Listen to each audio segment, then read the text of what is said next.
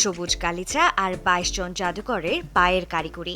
আপাত দৃষ্টিতে স্রেফ একটা খেলা মনে হলেও এর পেছনে লুকিয়ে আছে পৃথিবীর সবচেয়ে বড় উন্মাদনা, যার পোশাকি নাম ফিফা বিশ্বকাপ। কিন্তু ৪ বছর পর পর আসা এই টুর্নামেন্ট কেন the greatest show on earth, সেটা আবারও প্রমাণিত হলো সংখ্যা তত্ত্বে। সিলন টি রপ্তানিতে শীর্ষে।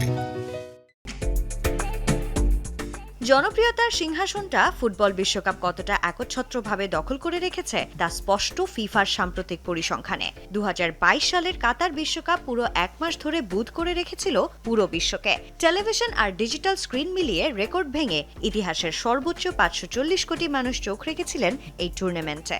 অর্থাৎ এই গ্রহের অর্ধেকেরও বেশি জনসংখ্যা মেতেছিলেন ফুটবলের এই মহোৎসবে।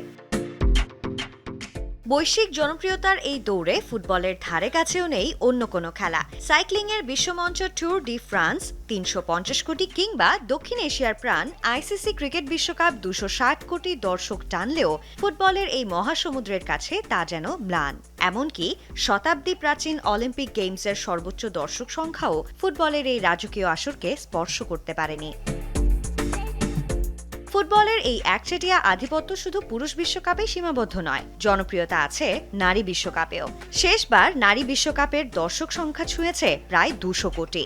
এদিকে ক্লাব ফুটবলের মহোৎসব উয়েফা চ্যাম্পিয়ন্স লিগের ফাইনালের উচ্ছ্বাসে কাঁপে বিশ্ব, যার দর্শক সংখ্যা ৪৫ থেকে ৭০ কোটি হয়ে থাকে।